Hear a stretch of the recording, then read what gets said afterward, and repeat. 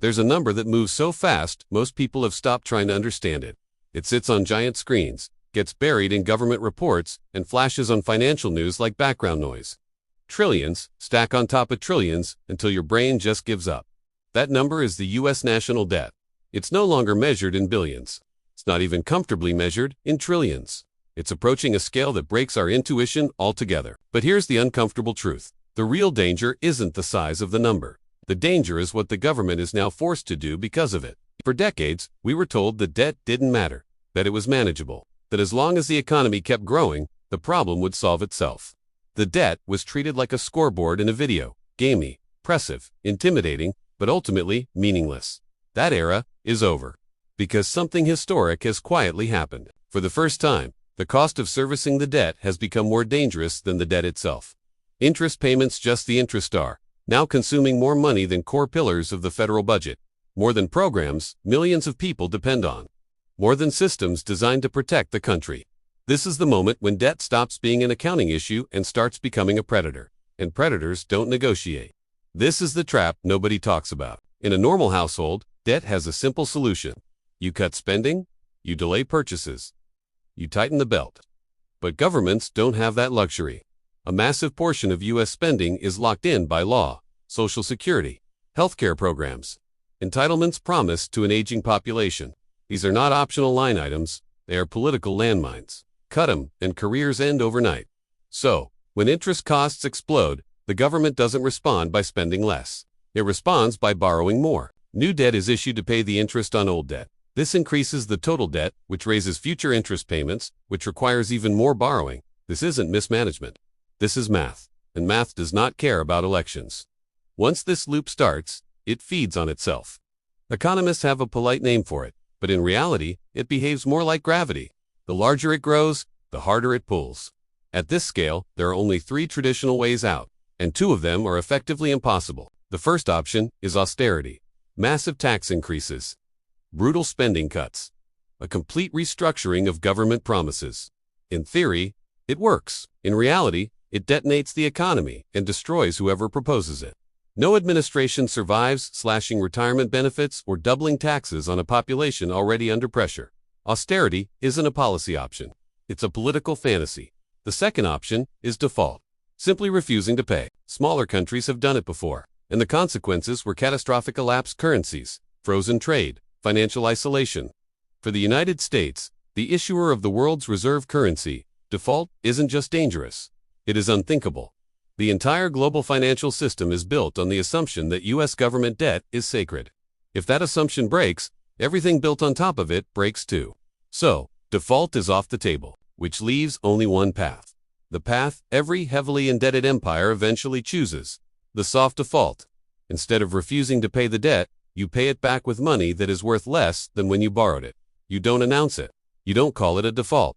You let inflation do the work, quietly. This is the soft default, and it's not a theory. It's a historical pattern. When inflation runs higher than interest rates, the real value of the debt shrinks every single year. The government repays every dollar, but those dollars buy less food, less housing, less energy. On paper, the debt is honored. In reality, it is diluted. This is why moderate, persistent inflation is no longer an accident. It is a feature.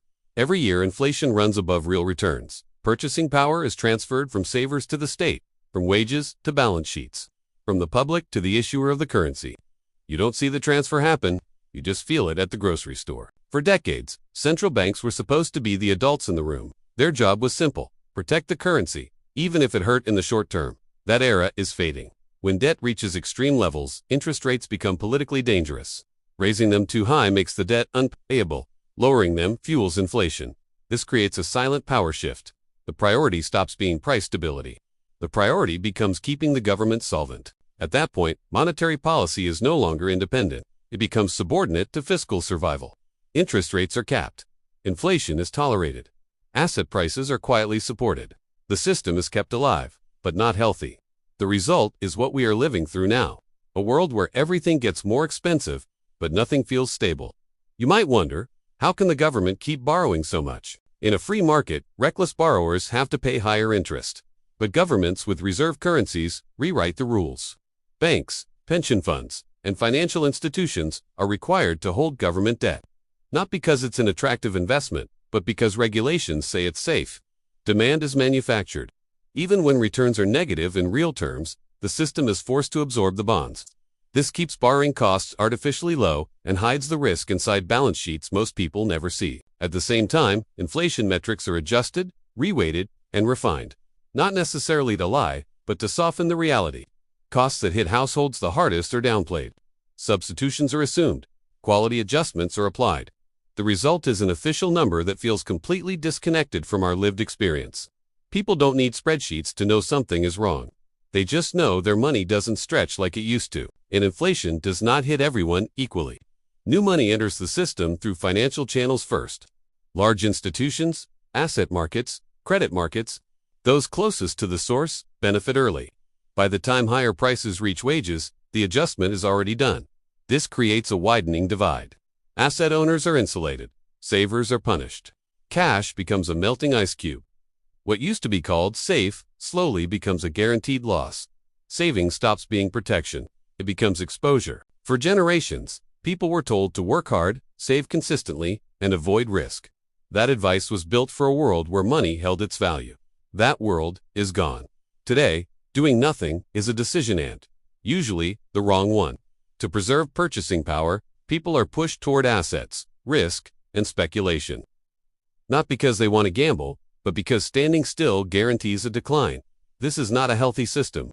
It is a system trying to outrun its own shadow. So what comes next? Debt does not just disappear. It is transformed. History shows the pattern clearly. Heavy debts are rarely paid down honestly. They are diluted over time through controlled inflation, financial repression, and shifting rules. The process is slow, quiet, bureaucratic, and that's why it works.